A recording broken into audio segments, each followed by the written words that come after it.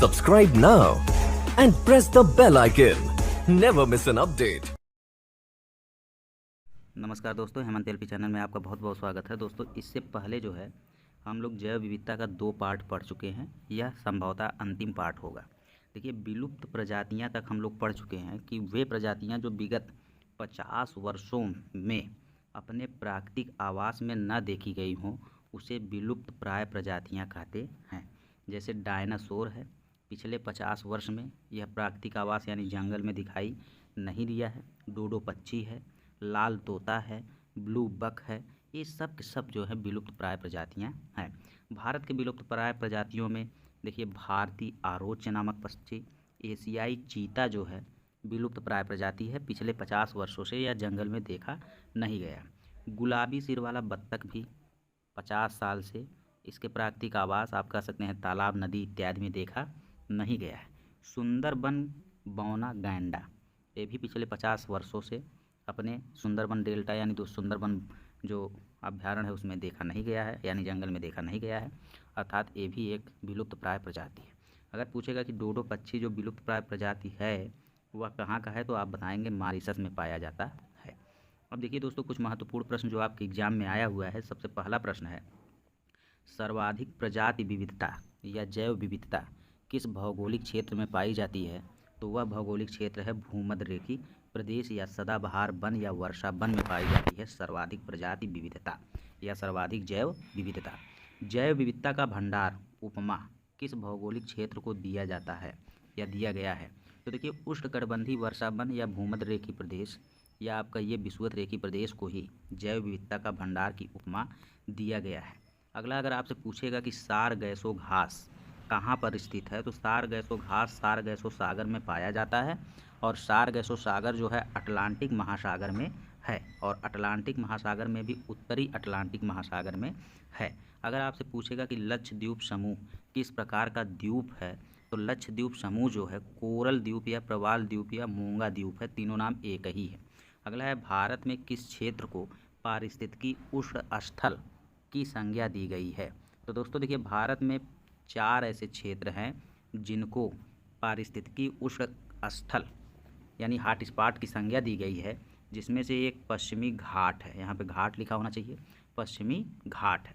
अगला है, संसार के किस देश के वनों में सर्वाधिक जैव विविधता पाई जाती है, यानी वहाँ के वनों में सबसे ज़्यादा प्रजातियाँ पाई जाती हैं, तो वह है ब्राज़ील की। अगला है, IUCN के रेड डाटा बुक में संकटग्रस्त जीवों को किस रंग के पृष्ठों यानी पन्नों पर दर्शाया जाता है? तो गुलाबी पृष्ठों पर अर्थात पिंक पर दर्शाया जाता है, जो संकटग्रस्त जीव होते हैं, जो विलुप्त प्राय जीव होते हैं। प्राकृतिक संरक्षण के लिए अंतर्राष्ट्रीय संघ यानी IUCN के अनुसार विश्व में सर्वाधिक संख्या में संकटग्रस्त जीव कहाँ पाए जाते हैं? तो भारत में पाए जाते हैं। अगला है, जैव विविधता। देखिए, जैव विविधता संधि कब हुई? तो जैव विविधता संधि जो हुई वो 1993 में हुई, लेकिन 29 दिसंबर में। और जैव विविधता पर कानून कब आया?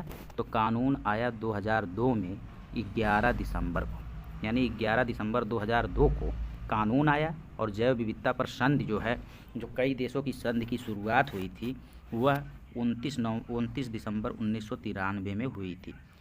1952 में चीता को भारत से विलुप्त घोषित कर दिया गया। कब? 1952 में। सिक्किम को वनस्पति शास्त्रियों का स्वर्ग कहा जाता है, क्योंकि वहाँ पे पादपों में जैव विविधता बहुत अधिक पाई जाती है। अर्थात पादपों में जैव विविधता अधिक पाई जाने का मतलब कि जड़ी बूटी वहाँ पे बहुत ज़्यादा पाई जाती है, तो वनस्पति शास्त्रियों का स्वर्ग किसे कहा जाता है? सिक्किम को कहा जाता है। जैव विविधता का मापन प्रजाति की संख्या के आधार पर या प्रजाति की विविधता के आधार पर किया जाता है। भारत में जैव विविधता का द्वार किसे कहते हैं? तो दोस्तों, जैव विविधता का द्वार जो है पूर्वोत्तर के राज्यों को कहते हैं। उसी पूर्वोत्तर के राज्यों में एक मेघालय भी आता है और मेघालय के मासिनराम में वर्ष भर वर्षा बहुत अधिक होती है और यहाँ पे जैव विविधता बहुत अधिक होती है। तो इधर है जो पूर्वोत्तर के सारे राज्य हैं, उन्हीं को कहते हैं जैव विविधता का द्वार, यानी उधर जैव विविधता बहुत अधिक पाई जाती है। विलुप्त जीव अगर पूछेगा तो डोडो पक्षी मॉरिशस का विलुप्त जीव है और लाल पांडा चीन का विलुप्त प्राय जीव है। अगला है, भारत का नवीनतम हॉट स्पॉट कौन सा है? तो देखिए दोस्तों, 4 हॉट स्पॉट में सबसे बाद वाला हॉट स्पॉट है सुंडालैंड, जो 2013 में बना, अर्थात भारत का सबसे नया हॉट स्पॉट सुंडालैंड है। कल्प वृक्ष की इस उपमा किस पेड़ को दिया जाता है, किस फल को दिया जाता है, तो नारियल फल को कल्प वृक्ष की उपमा दी जाती है। बांस क्या है, तो बांस एक प्रकार का घास है। और थामिन मृग कहाँ पर पाया जाता है, तो थामिन मृग जो होता है वो मणिपुर के लोकटक झील के पास पाया जाता है। यहाँ पे दोस्तों देखिए आपको डोडो पक्षी दिखाया गया है। ये डोडो पक्षी है जो इस समय विलुप्त प्राय है। लाल पांडा यहाँ पे दिखाया गया है, जो भारत में चोनियार कहते हैं, वही चीज़ लाल पांडा है। ठीक है। उसके बाद देखिए थामिन मृग या थामिन हिरन जो है ये है। अब यहाँ पे दोस्तों देखिए जो है अगला टॉपिक आ जाता है कि जैव विविधता का संरक्षण हम कैसे करेंगे, अर्थात कंजर्वेशन ऑफ बायोडाइवर्सिटी। तो देखिए भारत में वन्य जीव, हेडिंग है भारत में वन्य जीव। इसका मतलब ये है कि जीव की प्रजातियाँ एवं जातियों के अनवरत यानी लगातार नष्ट होने की प्रक्रिया जैव विविधता क्षरण कहलाती है। अब जैव विविधता क्षरण का मतलब ये है कि पेड़ में अगर विविधता है 2,70,000 प्रकार के पेड़ पौधे वनस्पतियाँ पाई जाती हैं, तो मान लीजिए 70,000 प्रकार की वनस्पतियाँ अगर नष्ट हो गई तो इसका मतलब जैव विविधता में क्या हो रहा है, क्षरण हो रहा है। और आप जो है अब इतना मानव विकासशील या विकसित हो रहा है, इतनी विकसित प्रवृत्ति आ गई है कि मानव जो है प्राकृतिक आवास को क्या कर दे रहा है, नष्ट कर दे रहा है। अर्थात प्राकृतिक वास के लिए बहुत बड़ा संकट हो गया है मानव। जितने भी प्राकृतिक वास पाता है, प्राकृतिक आवास पाता है, उसको मानव काट के वहाँ पे या तो घर बना लेता है, या तो नगर बना लेता है, या तो उद्योग बना लेता है, कंपनी स्थापित कर लेता है, कुछ न कुछ करता है और प्राकृतिक आवास को नष्ट कर देता है। अर्थात आप केवल एक एग्जाम्पल लीजिए, जैसे वन की संख्या पहले बहुत ही अधिक थी, लेकिन सरकार ने संरक्षण पर बिल्कुल ध्यान नहीं दिया, और बिल्कुल ध्यान न देने के कारण वन को लोग काटते गए और आज के समय में वन की संख्या एकदम कम हो गई है।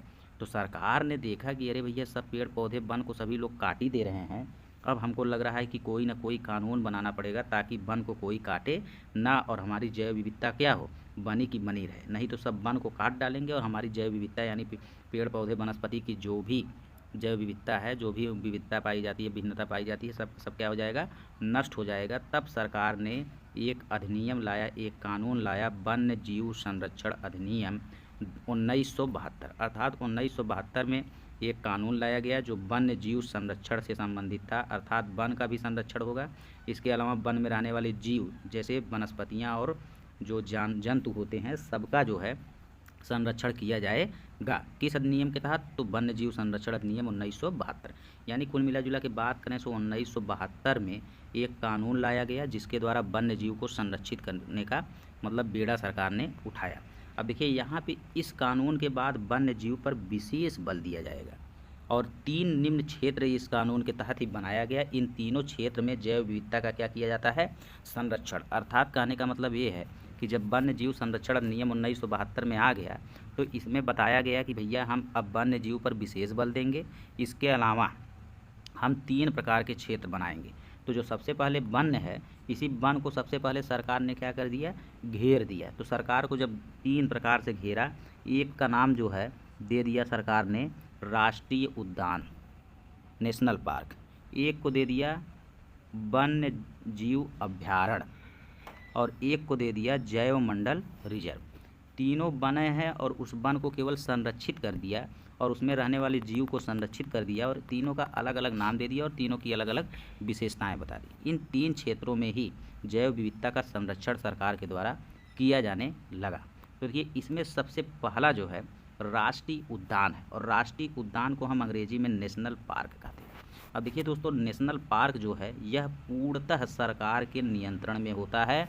अर्थात जो राष्ट्रीय, जैसे मान लीजिए कोई जंगल है बड़ा सा, उसी जंगल को सरकार ने घेर दिया और घेर के पूरा अपने अधीन कर लिया, अर्थात पूर्णतः सरकार के नियंत्रण में होगा। कहने का मतलब ये होगा इसमें कोई बाहर से भीतर नहीं जा सकता। जहाँ पे घेरे हैं उसके भीतर कोई भी जाने को, किसी को भी जाने को अनुमति नहीं है, चाहे वह पशुचारण करने जाए अर्थात शिकार करने जाए या चराई करने जाए, भैंस गोरू को चराने जाए। इसके अलावा अधिवास या मानवीय गतिविधियां पूरी तरीके से बैन रहेंगी। कोई भी मानवीय गतिविधियां जो है इसके अंदर नहीं होगा, जैसे फिल्मों की शूटिंग नहीं होगी, ठीक है, और कोई भी मानवीय गतिविधियां अंदर जो है शिकार आप करने नहीं जा सकते हैं और कोई मानव गतिविधियां जैसे आप पर्यटन मतलब घूमने नहीं जा सकते हैं।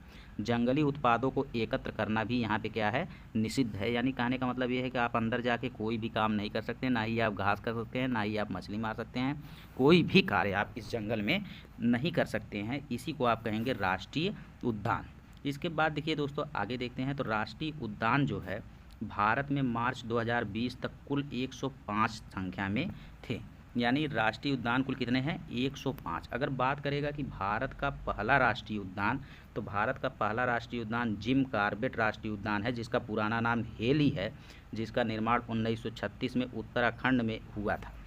अर्थात भारत का पहला राष्ट्रीय उद्यान जिम कॉर्बेट या हेली है, जिसको 1936 में उत्तराखंड में स्थित किया गया था। अर्थात उत्तराखंड में 1936 से पहले एक जंगल था जिसका कोई नाम नहीं था, और 1936 में सरकार ने उसे क्या कर दिया? घेर दिया, और घेरने के बाद अपने पूरे नियंत्रण में ले लिया, पूरे अधीन ले लिया। इसमें भीतर, इस जंगल में भीतर जाने को किसी को अनुमति नहीं दिया गया, और इसी जंगल का नाम उसने रख दिया हेली, और इसी हेली को वर्तमान समय में जिम कॉर्बेट कहते हैं। ठीक है। उसके बाद देखिए दोस्तों, अगर पूछ लिया आपसे कि सबसे बड़ा, पूरे भारत में पूछ लिया कि सबसे बड़ा राष्ट्रीय उद्यान कौन सा है, तो आप बताएंगे हेमिस राष्ट्रीय उद्यान, जो जम्मू एंड कश्मीर में है, वही हमारे देश का सबसे बड़ा राष्ट्रीय उद्यान है।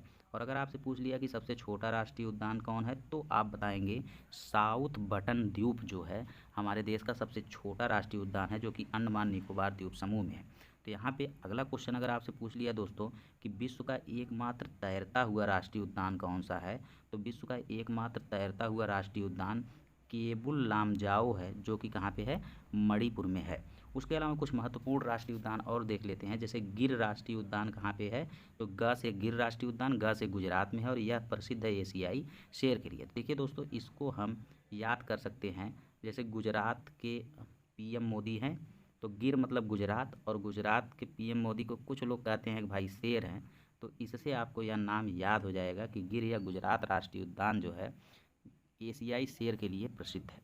उसके अलावा देखिए दोस्तों, काजीरंगा जो है एक सींग वाले गैंडे के लिए प्रसिद्ध है, और यह असम में है।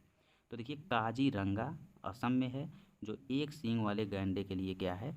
प्रसिद्ध है। इसके अलावा देखिए दोस्तों, बांधवगढ़ मध्य प्रदेश में है, और बा से बांधवगढ़ और बा से बाघ भी होगा। अर्थात बांधवगढ़ राष्ट्रीय उद्यान जो है ये बाघ के लिए प्रसिद्ध है। अगला है दची ग्राम, जम्मू कश्मीर में है, और यह दची ग्राम जो है काश्मीरी हुंगल या काश्मीरी मृग के लिए प्रसिद्ध है। अगला है केवला देव। तो देखिए दोस्तों, केवला देव जो है, केवला देव में देव आ रहा है, तो देव मतलब भगवान, राजा महाराजा। तो राजा महाराजा राजस्थान में रहते थे, इसलिए केवला देव राष्ट्रीय उद्यान कहाँ का है? तो राजस्थान का है, जो साइबेरियन प्रवासी पक्षी या आप कह सकते हैं घाना पक्षी बिहार के लिए प्रसिद्ध है। अगला है उत्तर प्रदेश का एकमात्र राष्ट्रीय उद्यान दुधवा अर्थात लखीमपुर खीरी में है, जिसे 1968 में वन्यजीव अभ्यारण्य तथा 1977 में राष्ट्रीय उद्यान बनाया गया। यानी यह पहले जो है एक वन्यजीव अभ्यारण्य था 1968 में, लेकिन 1977 में इसे एक राष्ट्रीय उद्यान बना दिया गया। तो आप कह सकते हैं कि उत्तर प्रदेश में एकमात्र राष्ट्रीय उद्यान दुधवा राष्ट्रीय उद्यान है, वह कहाँ पे है? लखीमपुर खीरी में है। अब देखिए बात आ जाएगी कि सर्वाधिक राष्ट्रीय उद्यान कहाँ पे हैं, तो सर्वाधिक राष्ट्रीय उद्यान मध्य प्रदेश में है, और उनकी कुल संख्या कितना है? 11 है। अर्थात सर्वाधिक राष्ट्रीय उद्यान मध्य प्रदेश में है, जिनकी संख्या 11 है, और 11 में से मध्य प्रदेश में कान्हा किसली जो है, कान्हा किसली राष्ट्रीय उद्यान जो है यह पहला बाघ परियोजना वाला उद्यान है। यानी बाघ परियोजना जब टाइगर प्रोजेक्ट चलाया गया, प्रोजेक्ट टाइगर चलाया गया, तो उसमें सबसे पहला प्रोजेक्ट टाइगर कान्हा किसली राष्ट्रीय उद्यान में मध्य प्रदेश में चलाया गया। अब देखिए किसी भी जंगल को राष्ट्रीय उद्यान कौन घोषित कर सकता है, तो किसी भी जंगल को राष्ट्रीय उद्यान घोषित करना है तो आपका केंद्र सरकार या राज्य सरकार दोनों में से कोई भी घोषित कर सकता है। लेकिन अगर आपको घोषणा करवाना है वन्यजीव अभ्यारण्य का तो केवल राज्य सरकार कर सकती है, और अगर आपको मतलब जैव मंडल रिजर्व का करवाना है तो राज्य सरकार और केंद्र सरकार दोनों कर सकते हैं। कहने का मतलब ये है कि वन्यजीव अभ्यारण्य को छोड़कर जो राष्ट्रीय उद्यान और जैव मंडल रिजर्व है, दोनों की घोषणा राज्य सरकार और केंद्र सरकार दोनों ही कर सकती है। अब हम लोग आ जाते हैं दूसरे पे। दूसरा आपका जो वन्यजीव संरक्षण अधिनियम 1972 में आया, तो एक तो सिस्टम जैव विविधता के संरक्षण का राष्ट्रीय उद्यान बना दिए, दूसरा सिस्टम बनाए वन्यजीव अभ्यारण्य। तो वन्यजीव अभ्यारण्य हो चाहे राष्ट्रीय उद्यान हो चाहे जैव मंडल रिजर्व हो, तीनों है जंगल ही। तो यह ऐसा जंगल है जिसको सरकार घेर देती है तो किसी को अंदर जाने की अनुमति नहीं देती है। लेकिन वन्यजीव अभ्यारण्य एक ऐसा जंगल है जिसमें निजी कार की अनुमति होती है। अर्थात आप बाहर से भीतर निजी कार्य करने जा सकते हैं, लेकिन पर्यावरण को कोई भी हानि नहीं पहुंचना चाहिए। अगर आप अंदर जाते हैं तो आप पर्यावरण को कोई हानि नहीं पहुंचाएंगे, अर्थात आप जीव जंतु और वनस्पतियों को कोई हानि नहीं पहुंचाएंगे। ये नहीं कि आप अंदर चले गए और अंदर जाके सारे खरगोश को ही क्या करिए, मार डालिए और मार के आके खाइए उसको। तो पर्यावरण को हानि नहीं पहुंचाना है। आप अंदर घुस गए तो इसका मतलब सारा का सारा पेड़ ही काट डालिए, सारी की सारी वनस्पतियों को ही नष्ट करके खेती करने लगी। ऐसा आप नहीं कर सकते हैं। ये है कि आप इसमें अंदर जा सकते हैं, कुछ निजी कार्य कर सकते हैं, और वह अब निजी कार्य इसलिए कर सकते हैं क्योंकि इसकी सीमा निर्धारण नहीं होती है। जैसे इसमें मान लिया जाता है कि ये सीमा है, लेकिन इसमें मान लिया जाता है कि इस सेंटर से 110 किलोमीटर दूर तक जो है ये सरकार के कब्जे में है और यह वन्यजीव अभ्यारण्य है, लेकिन इसको घेरा नहीं जाता है। ज़्यादातर इसको घेरा नहीं जाता है, और जब आप इस चीज़ को घेरेंगे नहीं तो उसकी सीमा निर्धारण जो होगा वो नहीं हो पाएगा। ठीक है, तो दोनों में आप अंतर समझ गए कि ये पूर्ण नियंत्रित में रहता है, अर्थात प्रतिबंध में रहता है, और ये इसमें प्रतिबंध नहीं रहता है। कुछ निजी कार्य के लिए जो है आपको अनुमति दी जाती है, लेकिन पर्यावरण को हानि ना पहुँचे। लेकिन देखिए, शिकार का अनुमति आपको नहीं दिया जाता है।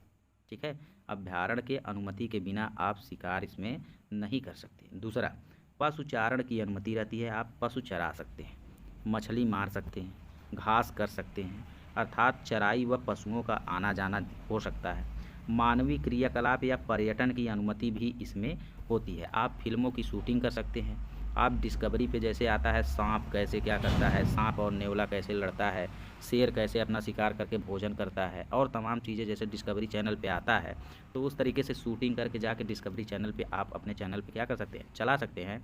अर्थात यही सब जो है निजी जो है आपको आदेश दे दिया जाता है कि आप ये सब कर सकते हैं। ठीक है, लेकिन पर्यावरण को कोई हानि ना पहुँचे। अब देखिए, मार्च 2020 तक भारत में कुल 553 वन्यजीव अभ्यारण्य हैं। और अगर आपसे पूछ लिया कि सर्वाधिक वन्यजीव अभ्यारण्य कहाँ पे हैं, तो आप बताएंगे कि सर्वाधिक वन्यजीव अभ्यारण्य अंडमान निकोबार द्वीप समूह में है, जिनकी संख्या कितनी है, 96 है। लेकिन अगर मान लीजिए अंडमान निकोबार द्वीप समूह सरकार केंद्र राज्य, मतलब जैसे केंद्र राज्य नहीं आया, तो राज्य अगर आ जाएगा तो क्या होगा, महाराष्ट्र। अर्थात अगर आपसे पूछा कि सर्वाधिक राष्ट्रीय वन्यजीव अभ्यारण्य कहाँ है, तो आप बताएंगे अंडमान निकोबार द्वीप समूह में 96 है।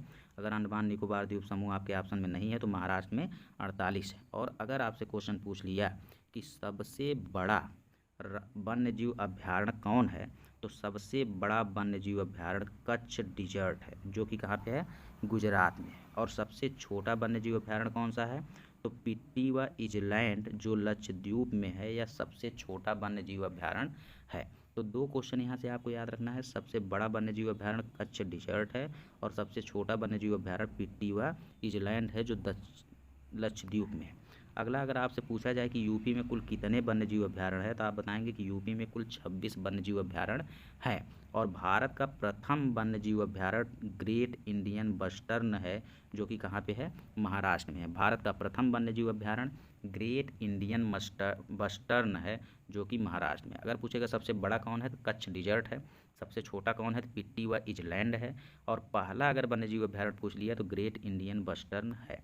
उसके बाद दोस्तों देखिए, कुछ और वन्यजीव अभ्यारण्य के बारे में यहाँ पे हम देख लेते हैं। जैसे आपसे पूछ लिया पेरियार अभ्यारण्य कहाँ पे है, तो आप बताएंगे कि पेरियार अभ्यारण्य केरल में है, क्योंकि यहाँ पे एक पेरियार नदी भी बहती है। तो पेरियार नदी में आप डुबकी लगाते हैं, तो इडुक्की में पेरियार अभ्यारण्य है केरल में। केरल के इडुक्की शहर में पेरियार अभ्यारण्य है। अगला है चंद्रप्रभा अभ्यारण्य, तो च से चंद्रप्रभा अभ्यारण्य और च से चंदौली। तो चंद्रप्रभा अभ्यारण्य चंदौली यूपी में बनारस के पास है। अगला है अन्नामलाई अभ्यारण्य, तो देखिए दोस्तों, अन्नामलाई अभ्यारण्य तमिलनाडु में है। तो तमिलनाडु वाले जो होते हैं वो अन्ना माने भाई से मलाई लेते हैं, तो तमिलनाडु वाले अपने अन्ना से मलाई मांग के खाते हैं। मानस अभ्यारण्य असम में है।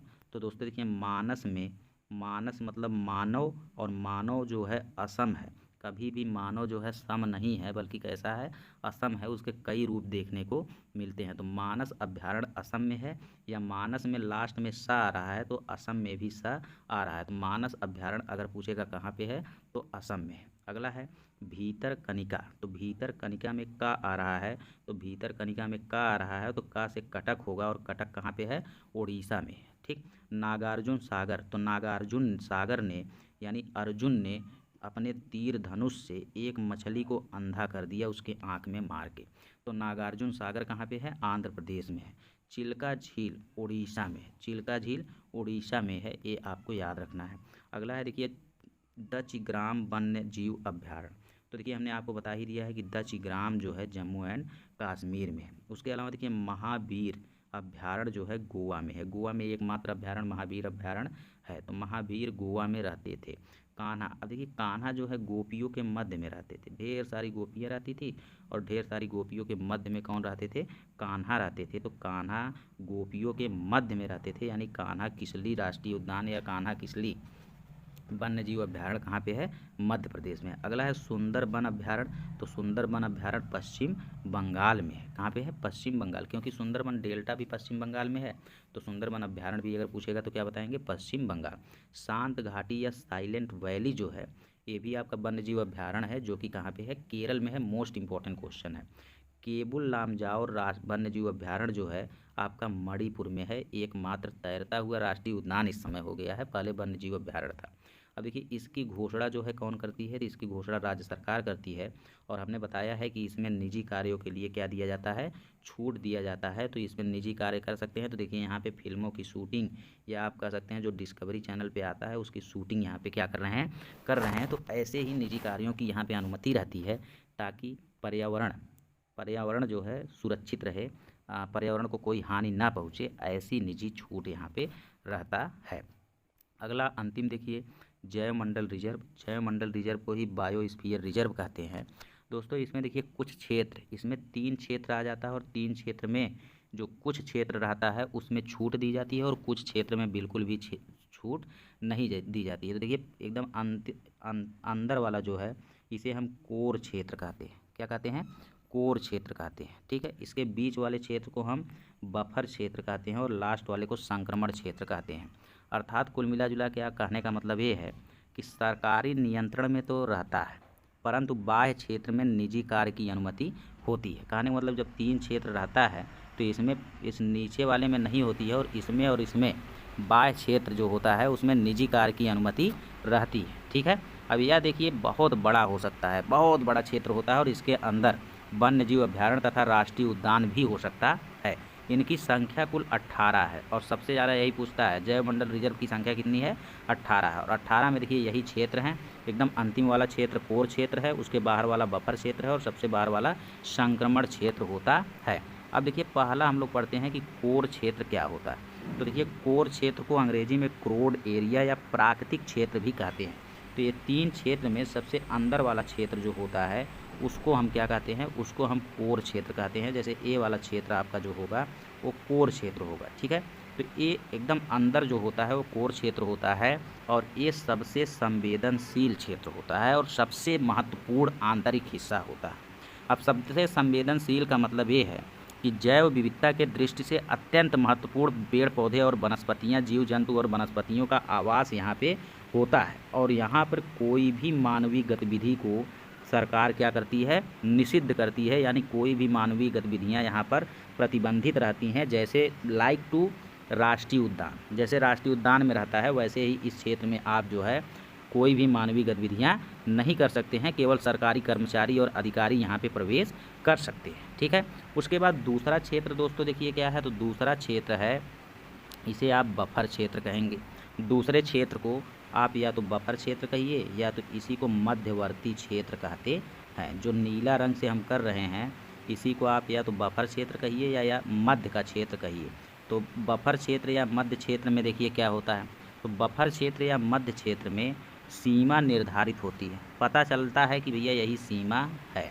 ठीक है, परंतु कुछ सीमित क्रियाकलाप कर सकते हैं, जैसे शोध कार्य करना। जैसे कोई वैज्ञानिक है, अगर वह शोध करना चाह रहा है, कोई पीएचडी कर रहा है, वह शोध करना चाह रहा है, तो वह इस बफर क्षेत्र में आके शोध कर सकता है अगर अधिकारी अनुमति देते हैं तो। इसके अलावा दोस्तों देखिए पर्यावरणीय शिक्षा और प्रशिक्षण। जैसे पर्यावरणीय शिक्षा और प्रशिक्षण अगर लेना है तो वहाँ पे आप जो है बफर क्षेत्र में जाके पर्यावरणीय शिक्षा भी ले सकते हैं और ट्रेनिंग भी ले सकते हैं। तो इस तरीके से कुल मिला जुला के कहने का मतलब ये है कि जो कोर क्षेत्र होता है उसमें बिल्कुल भी आज़ादी नहीं होती है, लेकिन बफर क्षेत्र में थोड़ा मोड़ा निजी कार्य आप कर सकते हैं, वो भी सरकारी कार्य रहेगा, जैसे शोध कार्य, पर्यावरणीय शिक्षा और प्रशिक्षण। इसके अलावा आप इस क्षेत्र में पर्यटन भी कर सकते हैं, घूम टहल भी सकते हैं, पर्यटन का कार्य भी आप कर सकते हैं। इसके अलावा पशु चारण भी कर सकते हैं, सीमित मात्रा में आप पशुओं को चरा सकते हैं, मछली मार सकते हैं, इत्यादि काम कर सकते हैं। इसके बाद आपका आता है दोस्तों सबसे बाहरी क्षेत्र, जिसे आप कहते हैं संक्रमण क्षेत्र, जिसे आप क्या कहते हैं, संक्रमण क्षेत्र कहते हैं। और यह क्षेत्र होता है सबसे बाहरी क्षेत्र, इसे आप संक्रमण क्षेत्र कहते हैं। और संक्रमण क्षेत्र क्या होता है, अब इसके बारे में आप जान लीजिए कि इस बाहरी क्षेत्र में जो है कोई क्या कर सकता है। ठीक है, तो देखिए ये बाहरी क्षेत्र जो हम बना रहे हैं यहाँ पे, तो बनाने के बाद लग रहा है सीमा स्पष्ट है, लेकिन बाहरी क्षेत्र जो होता है उसकी सीमा जो है स्पष्ट नहीं होती है। यहाँ पे देखिए लिखा है कि इसकी सीमा स्पष्ट नहीं होती है। आप विकास कार्य से संबंधित कोई भी कार्य यहाँ पे कर सकते हैं, विकास कार्य से संबंधित कोई भी कार्य आप यहाँ पे कर सकते हैं। जैसे मनोरंजन करना है, टूर पे गए हैं, तो आप संक्रमण जोन में आराम से घूमिए, आपको कोई मना करने वाला नहीं मिलेगा। फसल क्षेत्र यानी अगर आपको कृषि करना है, किसी कार्य करना है, तो आप संक्रमण क्षेत्र में बिंदास करिए, आपको कोई नहीं रोकेगा। आपको बस्तियां या आवास बनाना है तो आप संक्रमण क्षेत्र में बनाइए, आपको कोई नहीं रोकेगा। अर्थात आप कोई भी निजी कार्य जो है यहाँ पे कर सकते हैं, बस पर्यावरण को कोई हानि ना पहुँचे। और जैव मंडल रिजर्व शब्द का सर्वप्रथम प्रयोग एडवर्ड सुएस ने सर्वप्रथम किया था। अब यहाँ पे बात आ जाती है कि भारत का प्रथम जैव मंडल रिजर्व 1986 में नीलगिरी को बनाया गया। तो भारत का प्रथम जैव मंडल रिजर्व जो 18 है उसमें से पहला नीलगिरी को बनाया गया, जो कर्नाटक, केरल, तमिलनाडु तीनों जगह में फैला हुआ है। लेकिन अगर एक ऑप्शन लगाना है तो तमिलनाडु लगाएंगे। इसके अलावा देखिए दोस्तों, मार्च 2020 तक राष्ट्रीय उद्यान की संख्या 105 थी। ठीक है, वन्य जीव अभ्यारण्य की 553, जैव मंडल रिजर्व की 18, इसके अलावा टाइगर रिजर्व की 50 और हाथी रिजर्व की 32 संख्या थी। ठीक है, इसके बाद हम लोग आगे चलते हैं तो देखते हैं वन्य जीव संरक्षण परियोजना। तो दोस्तों देखिए, वन्य जीव संरक्षण परियोजना में वाइल्ड लाइफ कंजर्वेशन प्रोजेक्ट में सबसे पहले, अभी तक तो हम डायरेक्ट वन को ही बचा रहे थे। एक तरीका वन को बचाने का था कि राष्ट्रीय उद्यान घोषित कर दें, उसी में जीव जंतु भी बच जाते थे। उसके बाद दूसरा तरीका था कि वन्य जीव अभ्यारण्य घोषित कर दें, उसी में जीव जंतु वनस्पतियाँ भी बच जाती थी।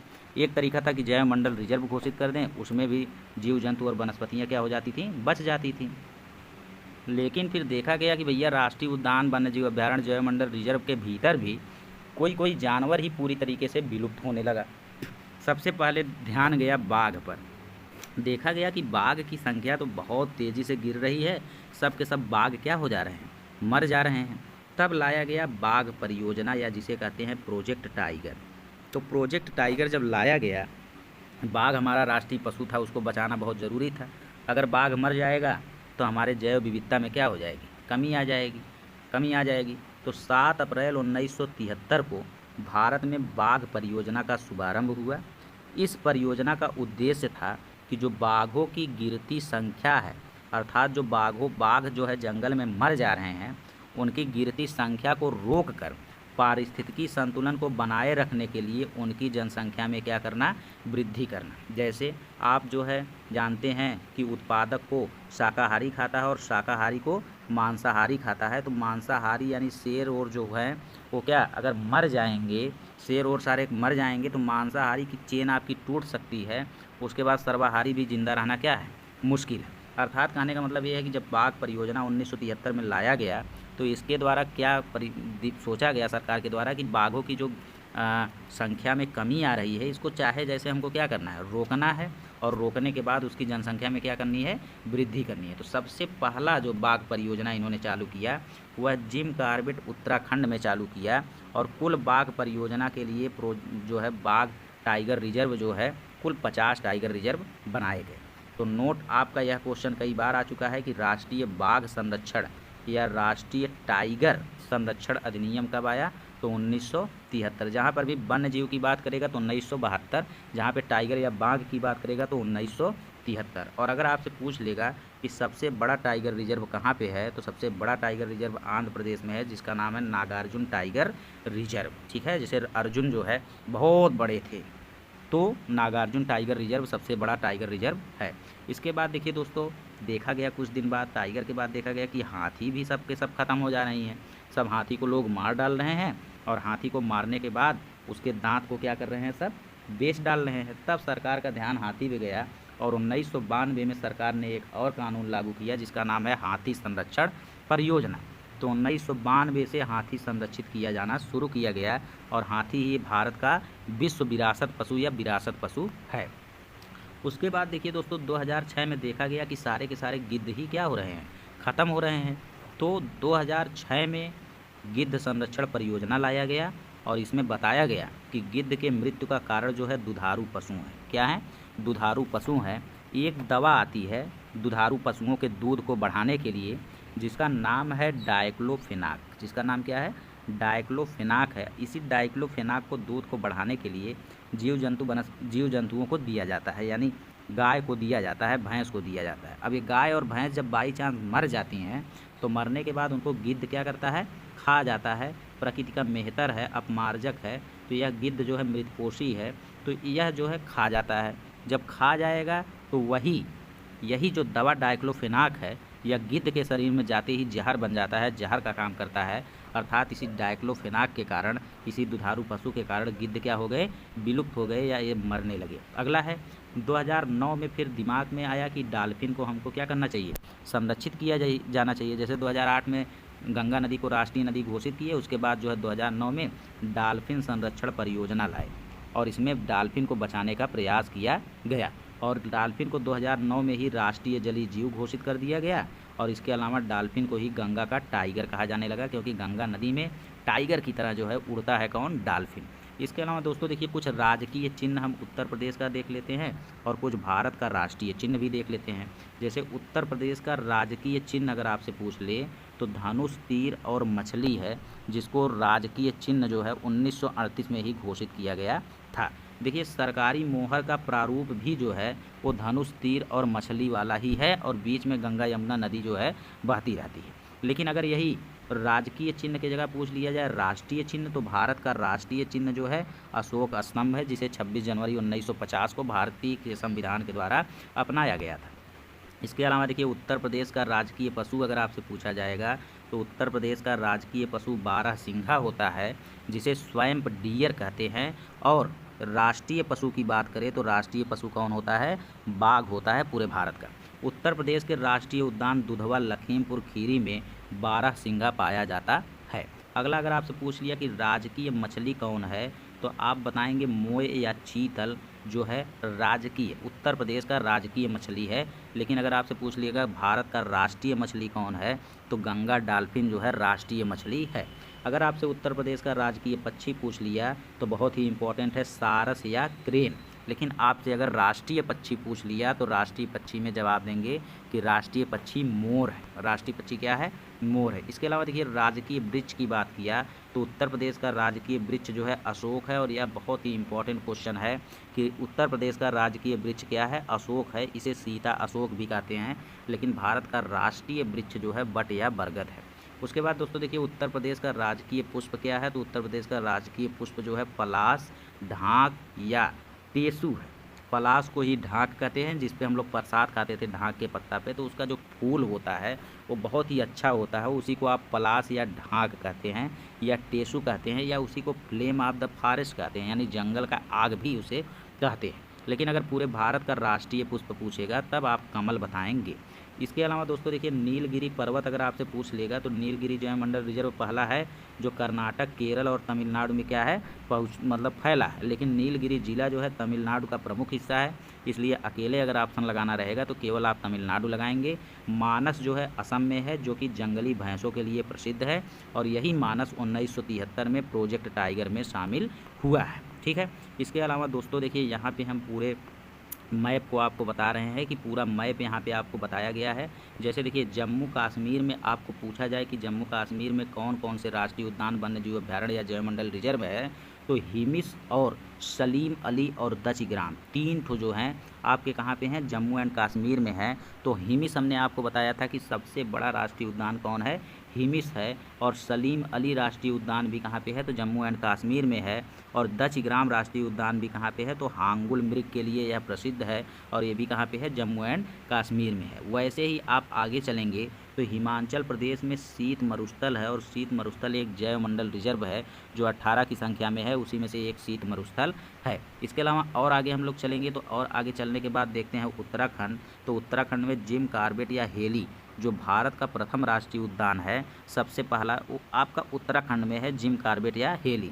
इसके अलावा नंदा देवी राजाजी फूलों की घाटी राष्ट्रीय उद्यान भी कहाँ पे है, उत्तराखंड में है। आगे हम लोग चलते हैं तो पहुंच जाते हैं हरियाणा। तो देखिए दोस्तों, हरियाणा में सुल्तानपुर झील अभ्यारण्य है जो पक्षियों से संबंधित है। हरियाणा में कौन है, सुल्तानपुर है। ठीक, अगला है राजस्थान। अगर हम बात करते हैं राजस्थान की, तो राजस्थान राजा महाराजाओं का क्या है, राजा महाराजाओं का राज्य है। देखिए केवला देव में, देव मतलब भगवान राजा महाराजा की बात हो रही है। केवला देव कहाँ पे होगा, राजस्थान में होगा, और केवला देव घाना पक्षी विहार है, अर्थात यह पक्षियों के लिए प्रसिद्ध है। रणथंबोर, देखिए रण माने लड़ाई करना, और लड़ाई करने का काम राजा महाराजा का होता है, और राजा महाराजा राजस्थान में रहते हैं, तो रणथंबोर भी कहाँ पे होगा, राजस्थान में होगा। इसके अलावा सरिस्का, तो सरिस्का में देखिए रिस्का आ रहा है, रिस्क लेना, रिस्क राजा महाराजा ही हमेशा लेते हैं, तो राजा महाराजा कहाँ पे रहते हैं, तो राजस्थान में रहते हैं। ठीक है, इसके अलावा आगे हम लोग चलते हैं तो आगे चलने के बाद देखते हैं उत्तर प्रदेश। तो उत्तर प्रदेश में दुधवा राष्ट्रीय उद्यान है, इसके अलावा चंद्रप्रभा वन्यजीव अभ्यारण्य है, और पीलीभीत वन्यजीव अभ्यारण्य है। तो ये तीन ठो यहाँ पे याद रखना है। दुधवा राष्ट्रीय उद्यान भारत उत्तर प्रदेश का एकमात्र राष्ट्रीय उद्यान है जो लखीमपुर खीरी में है, और यहाँ पे 12 सिंघा पाया जाता है। इसके अलावा प्रोजेक्ट टाइगर में भी इसको शामिल किया गया है, तो यहाँ पे टाइगर भी पाए जाते हैं। इसके अलावा चंद्रप्रभा चंदौली में है, और पीलीभीत भी यूपी में है। आगे हम लोग चलते हैं तो गुजरात पहुँच जाते हैं। देखिए दोस्तों, गुजरात में हम जाते ही ग से गुजरात, ग से गिर राष्ट्रीय उद्यान। हमने आपको बताया था कि गिर राष्ट्रीय उद्यान या गिर राष्ट्रीय अभ्यारण्य जो है वो एशियाई शेर के लिए प्रसिद्ध है, बहुत ही इंपॉर्टेंट क्वेश्चन है। इसके अलावा कच्छ का रण जो है ये सबसे बड़ा वन्य जीव अभ्यारण्य है क्षेत्रफल के हिसाब से, जो कि जंगली गधों के लिए प्रसिद्ध है। तो कच्छ का रण जो है ये भी गुजरात में है, तो गुजरात में जंगली गधे भी हैं और गुजरात में शेर भी हैं। इसके अलावा नल सरोवर पक्षी विहार भी जो है, तो नल को सरोवर के बगल में कौन चलाता है, वही चलाते हैं, तो गुजरात में है। तो गिर अभ्यारण्य, कच्छ का रण और नल सरोवर पक्षी विहार तीनों की तीनों कहाँ पे हैं, तीनों की तीनों गुजरात में है। अगला है बिहार। तो देखिए वा से बिहार, वा से वाल्मीकि, तो वा से बिहार, वा से वाल्मीकि नगर। तो देखिए बिहार में वाल्मीकि नगर टाइगर रिजर्व है जो कि कहाँ पे है, बिहार में है। इसके अलावा दोस्तों हम लोग देखते हैं तो यहाँ पे आ जाते हैं अरुणाचल प्रदेश में। तो अरुण एक नाम है, तो नाम दफा अभ्यारण्य जो है जो जैव विविधता के लिए प्रसिद्ध है वो अरुणाचल प्रदेश में है। इसके अलावा देखिए सिक्किम आ जाता है, तो सिक्किम के लिए हम बताएंगे आप लोगों को कंचनजंगा, भारत की सबसे ऊंची चोटी जो कंचनजंगा है, तो कंचन जो है सिक्का लेके क्या करती है, खेलती है। उसके आगे हम लोग चलते हैं तो असम आ जाता है, और असम में है काजीरंगा राष्ट्रीय उद्यान। तो काजीरंगा हमने आपको बता दिया है कि असम में है और एक सींग वाले गैंडे के लिए प्रसिद्ध है। इसके अलावा मानस अभ्यारण्य जंगली भैंसे के लिए प्रसिद्ध है और इसको टाइगर रिजर्व में भी शामिल किया गया है, ये भी असम में है। इसके अलावा ओरंग, ओरंग देखिए अब यहाँ पे मानस माने मानव, असम माने असम है, ठीक है, कोई भी मानव सेम नहीं है। इसके अलावा ओरंग और मानव देखिए ओरंग मतलब उनका रंग भी अलग अलग होता है। तो काजीरंगा एक सींग वाले गैंडे के लिए प्रसिद्ध है, मानस जंगली भैंसे और टाइगर रिजर्व के लिए प्रसिद्ध है, और ओरंग जो है असम में है। ये तीनों आपको याद रहना चाहिए। उसके बाद देखिए दोस्तों हम लोग आ जाते हैं पश्चिम बंगाल। तो पश्चिम बंगाल में सुंदरबन अभ्यारण्य है जो कि मैंग्रोव वृक्ष के लिए क्या है, प्रसिद्ध है। आगे हम लोग चलते हैं तो आगे बढ़ते हैं उड़ीसा में आ जाते हैं। तो उड़ीसा में देखिए क्या क्या है, तो उड़ीसा में सिमलीपाल है जो हाथी अभ्यारण्य के लिए प्रसिद्ध है। देखिए उड़ीसा में सिमली रहती है जो हाथी चराती है, तो उड़ीसा सिमलीपाल हाथी अभ्यारण्य। अब सिमली उड़ीसा में रहती है लेकिन रहती कहाँ पे है, जंगल के भीतर रहती है और कान में कनिका पहन के, अर्थात उड़ीसा में ही भीतर कनिका है और उड़ीसा में ही कटक है, और कटक से ही यहाँ पे का से याद कर लेंगे कनिका, जो कि मगरमच्छ और अजगर के लिए प्रसिद्ध है। तो देखिए मगरमच्छ भीतर रहता है किसके, पानी के, अजगर भीतर रहता है किसके, बिल के। तो मगरमच्छ और अजगर दोनों भीतर रहते हैं और दोनों हैं उड़ीसा के हैं। भीतर कनिका उड़ीसा, सिमलीपाल उड़ीसा। चिल्का खारे पानी की सबसे बड़ी झील उड़ीसा में ही है। इसके अलावा हम लोग चलते हैं महाराष्ट्र। तो महाराष्ट्र पे आते ही हमको समझ में आता है कि एक यहाँ पे अभ्यारण्य है सह्याद्री, और पश्चिमी घाट का अन्य नाम भी सह्याद्री है। इसके अलावा हम लोग जब गोवा पे चलते हैं तो गोवा में एक ही है महावीर राष्ट्रीय उद्यान कहिए चाहे वन्यजीव अभ्यारण्य कहिए। अगला है छत्तीसगढ़। तो देखिए छत्तीसगढ़ में आते हैं तो यहाँ पे 36 का आंकड़ा भी रहेगा। तो 36 का आंकड़ा लोगों का इंद्रावती से था, तो इंद्रावती छत्तीसगढ़ इंद्रावती नदी के किनारे है, जो कि दुर्लभ जंगली भैंसे के लिए प्रसिद्ध है। इसके अलावा हम लोग आ जाते हैं कर्नाटक में। तो कर्नाटक में देखिए बांदीपुर है, और बांदीपुर के साथ साथ नीलगिरी भी है, और नीलगिरी जो है कर्नाटक, केरल और तमिलनाडु तीनों जगह फैला हुआ है, और यह पहला जैवमंडल रिजर्व है। तो देखिए बांदीपुर टाइगर रिजर्व है। जैसे आप देखे थे कि वाल्मीकि नगर टाइगर रिजर्व है, वैसे ही मानस टाइगर रिजर्व है, दुधवा टाइगर रिजर्व है, वैसे ही बांदीपुर भी टाइगर रिजर्व है। ठीक है। इसके अलावा हम लोग चलते हैं तो मेघा जो है क्रैक नहीं होता है, अर्थात मेघालय नो क्रैक। ठीक, मेघालय में नो क्रैक अभ्यारण्य है। मिजोरम, रम पीकर लोग डंप हो जाते हैं, तो मिजोरम में डम्फा है। मिजोरम में कौन है, डम्फा है। उसके बाद आगे हम लोग चलते हैं तो आंध्र प्रदेश आता है। तो अंधा यानी मछली को मार के अंधा किए थे कौन, अर्जुन, अर्थात नागार्जुन सागर श्रीशैलम। ये भी एक टाइगर रिजर्व है, और सबसे बड़ा टाइगर रिजर्व, सबसे बड़ा बाघ रिजर्व नागार्जुन सागर श्रीशैलम ही है, जो आंध्र प्रदेश में है। इसके अलावा केरल में चलते हैं तो केरल में पेरियार अभ्यारण्य है, जो कि इडुक्की में है, और शांत घाटी यानी साइलेंट वैली है, वो भी आपका केरल में है। इसके अलावा अंत में हम लोग चलते हैं तमिलनाडु में। तो तमिलनाडु में देखिए दोस्तों अन्नामलाई अभ्यारण्य है, जिसका अब नाम इंदिरा गांधी है। इसके अलावा मन्नान की खाड़ी भी कहाँ पे है, तमिलनाडु में है। तो इसको आप एक बार ध्यान से अगर देखेंगे तो सारा का सारा क्वेश्चन आपको याद हो जाएगा। अब यह चैप्टर आपका पूरी तरीके से खत्म हो गया है। कुछ क्वेश्चन हम लोग कर लेते हैं। जैसे महत्वपूर्ण प्रश्न में पहला प्रश्न है विश्व आर्द्र भूमि दिवस कब मनाया जाता है, तो 2 फरवरी को मनाया जाता है। इसी को वेटलैंड डे भी कहते हैं। बूलर झील कहाँ पे है, तो बूलर झील जम्मू एंड कश्मीर में है। लोकटक झील कहाँ पे है, तो मणिपुर में है, जो थामिन मृग के लिए प्रसिद्ध है। भारत में प्रथम जैव आरक्षित क्षेत्र या जैव मंडल रिजर्व या बायोस्फीयर रिजर्व कौन है, तो नीलगिरी है, जिसकी स्थापना 1986 में हुआ था। और कुल जैव मंडल रिजर्व की संख्या कितनी है, 18 है। क्षेत्रफल की दृष्टि से भारत का सबसे बड़ा जैव मंडल रिजर्व कच्छ का रण है, जो कि गुजरात में है। तो क्षेत्रफल की दृष्टि से सबसे बड़ा कच्छ का रण है 18 में से। और अगर पहला पूछ लिया तो नीलगिरी बताना है। संसार का सबसे छोटा पक्षी पूछ लिया तो हमिंग बर्ड या गुंजन पक्षी है। और संसार का सबसे बड़ा पक्षी पूछ लिया तो शुतुरमुर्ग है। अब जैव विविधता का कानून कब आया, तो आप बताएंगे 2002 में आया। जैव विविधता का मुख्यालय कब बना, तो 2003 में मुख्यालय बना, कहाँ पे, चेन्नई में बना। ठीक है। अब देखिए भारत के 18 जैव मंडल रिजर्व हैं, जिसमें 11 को यूनेस्को की सूची में शामिल किया गया है। और पहला तो नीलगिरी है, और 11वां कौन है, कंचनजंगा है, जो कि सिक्किम में है। अब भारत में 18 जैव मंडल रिजर्व हैं, जिसमें से पहला नीलगिरी है, दूसरा नंदा देवी है चमोली उत्तराखंड में, तीसरा है नोक्रैक मेघालय में, चौथा है मानस असम में, पाँचवा है सुंदरबन पश्चिम बंगाल में, छठा है मन्नान की खाड़ी तमिलनाडु में, भारत एवं श्रीलंका के मध्य स्थित खाड़ी है। ग्रेट निकोबार है अंडमान निकोबार में, सिमलीपाल है उड़ीसा में, डिब्रू सैखोवा है असम में। क्षेत्रफल की दृष्टि से सबसे छोटा जैव मंडल रिजर्व डिब्रू सैखोवा है। देवांग है अरुणाचल प्रदेश में, कंचनजंगा है सिक्किम में, पंचमढ़ी है मध्य प्रदेश में, अगस्था मलाई है तमिलनाडु में, अचान कमार अमरकंटक है मध्य प्रदेश में, कच्छ का रण है गुजरात में। तो कच्छ का रण गुजरात में है। क्षेत्रफल की दृष्टि से प्रथम या सबसे बड़ा जो है, कहने का मतलब ये है क्षेत्रफल की दृष्टि से सबसे बड़ा जैव मंडल रिजर्व कौन है, कच्छ का रण है, प्रथम नहीं। कोल्ड डेजर्ट यानी शीत मरुस्थल कहाँ पे है, हिमाचल प्रदेश में। शेषाचलम आंध्र प्रदेश में है, और पन्ना मध्य प्रदेश में है। भारत का प्रथम समुद्री राष्ट्रीय उद्यान अगर पूछेगा तो कच्छ का रण में है। भारतीय वन्य जीव अनुसंधान संस्थान, वन्य जीव पर जहाँ पे रिसर्च होता है वह देहरादून में है। Most important question. अगला है जीवाश्म राष्ट्रीय उद्यान कहाँ पे है, किस प्रदेश में है, तो मध्य प्रदेश में है। वन्य जीव संरक्षण अधिनियम का संशोधन कब किया गया? तो वन्य जीव संरक्षण अधिनियम 1972 में आया और 1983, 1986 और 1991 3 बार संशोधन किया गया। डॉल्फिन किस संघ का जंतु है? तो स्तनधारी है। भारत में बाघों की संख्या है तो 2014 में 2226 बाघ थे। सर्वाधिक कर्नाटक में थे 406, उसके बाद उत्तराखंड में, उसके बाद मध्य प्रदेश में। अब अगर आपसे कहा जाए टाइगर स्टेट की संज्ञा दी गई है तो टाइगर स्टेट की संज्ञा मध्य प्रदेश को दी गई है, क्योंकि तब मध्य प्रदेश में 526 बाघों की संख्या थी। इसके अलावा कैबुल लामजाओ राष्ट्रीय उद्यान विश्व का एकमात्र तैरता उद्यान कहाँ पे है? तो मणिपुर में है।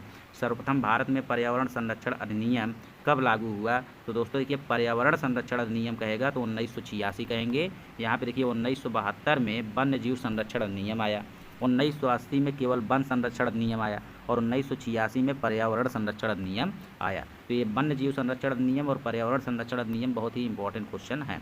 राष्ट्रीय फल हमारा क्या है? आम है। अगर आपसे पूछेगा विश्व वन्य जीव दिवस कब मनाया जाता है? तो विश्व वन्य जीव दिवस 3 मार्च को मनाया जाता है, जबकि विश्व वानिकी दिवस 21 मार्च को मनाया जाता है। ठीक है, जो देखिए वन्य जीव बड़ा है और वानिकी क्या है? छोटा है। तो आपको 3 मार्च और 21 मार्च याद रखना है। छोटे वाले के साथ बड़ा वाला चला जाएगा और बड़े वाले के साथ छोटा वाला चला जाएगा, यानी विश्व वन्य जीव दिवस 3 मार्च को मनाया जाएगा और विश्व वानिकी दिवस 21 मार्च को मनाया जाएगा। देखिए, अब गौरैया जो है जल पिएगी, गौरैया जो है जल पिएगी, ठीक है, और उसके बाद पृथ्वी पर जिएगी। तो गौरैया 20 मार्च को जल पिएगी, गौरैया दिवस 20 मार्च को मनाया जाएगा और 2 दिन बाद यह जल पिएगी 22 मार्च को। उसके 1 महीना बाद यह पृथ्वी पर 22 अप्रैल को रहेगी। विश्व पर्यावरण दिवस 5 जून को मनाया जाता है, जबकि विश्व पर्यावरण संरक्षण दिवस 25 नवंबर को मनाया जाता है, जबकि विश्व मृदा दिवस 5 दिसंबर को मनाया जाता है और सबसे इम्पोर्टेंट विश्व शौचालय दिवस 19 नवंबर को मनाया जाता है। WWF का फुल फॉर्म है वर्ल्ड वाइल्ड लाइफ फंड और यह वन्य जीव की देखभाल पर नज़र रखती है। इसका प्रतीक ज्वाइंट पांडा होता है जो कि विलुप्त हो गया है और इसका मुख्यालय ग्लैंड स्विट्जरलैंड में है और IUCN का एक सहायक संगठन है WWF। तो इस तरीके से आपका पूरा का पूरा जैव